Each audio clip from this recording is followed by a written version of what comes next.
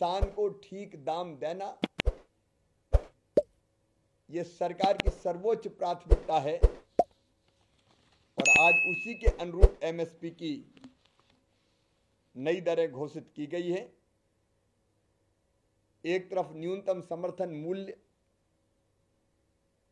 निरंतर बढ़ाते जाना, उस पर खरीदने का काम राज्य सरकारों के साथ मिलकर करना, और दूसरी तरफ आयात निर्यात नीति में भी परिवर्तन। जैसे खाद्य तेल के आयात पर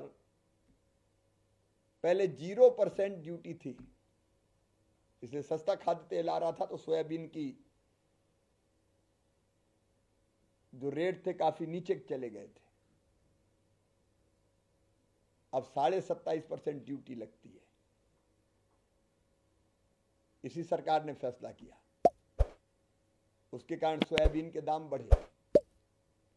सोयाबीन को मिनिमम सपोर्ट प्राइस पर खरीदने का फैसला सरकार ने किया, जिन राज्य सरकारों ने मांगा, मध्य प्रदेश, कर्नाटक, महाराष्ट्र।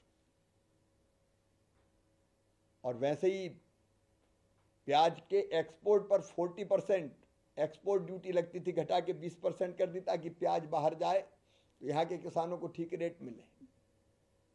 चावल के निर्यात पर प्रतिबंध भी हटा लिया गया है और बासमती पर भी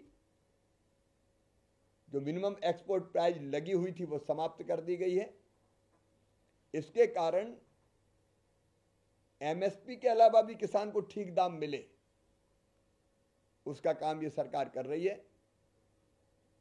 मैं एमएसपी की दरें बढ़ाने के लिए और किसान हितैषी कई फैसले करने के लिए अपने प्रधानमंत्री श्रीमान नरेंद्र मोदी जी का अभिनंदन करता हूं और किसान हित के ये काम, कृषि विकास के काम निरंतर जारी। किसान हितैषी प्रधानमंत्री श्रीमान नरेंद्र मोदी जी के अध्यक्षता में आज किसानों के लिए कई महत्वपूर्ण फैसले हुए हैं। आर्थिक मामलों संबंधी मंत्रिमंडल की समिति ने रबी की फसल, जो 6 मुख्य फसल होती है, उसके लिए न्यूनतम समर्थन मूल्य की आज घोषणा की है। और अब रबी की फसल के जो दाम हैं, न्यूनतम समर्थन मूल्य के गेहूं के, जौ, चना, मसूर, सरसों, कुसुम, उनके प्रति क्विंटल जो नई दरें हैं, गेहूं 2025-26 के लिए 2425 रुपया प्रति क्विंटल खरीदा जाएगा। जौ की एमएसपी बढ़कर 1980 रुपये होगी। चना 5650 रुपया क्विंटल, मसूर 6700 रुपया प्रति क्विंटल, रेपसीड और सरसों 5950 रुपया प्रति क्विंटल, कुसुम 5940 रुपया प्रति क्विंटल। पिछले साल से जो वास्तविक वृद्धि हुई है एमएसपी में, गेहूं की एमएसपी में वृद्धि 150 रुपया प्रति क्विंटल की हुई है, जौ में 130 रुपया प्रति क्विंटल, चना 210 रुपया प्रति क्विंटल, मसूर 275 रुपया प्रति क्विंटल, रेपसीड और सरसों 300 रुपया प्रति क्विंटल और कुसुम 140 रुपया प्रति क्विंटल। ये एमएसपी बढ़ी है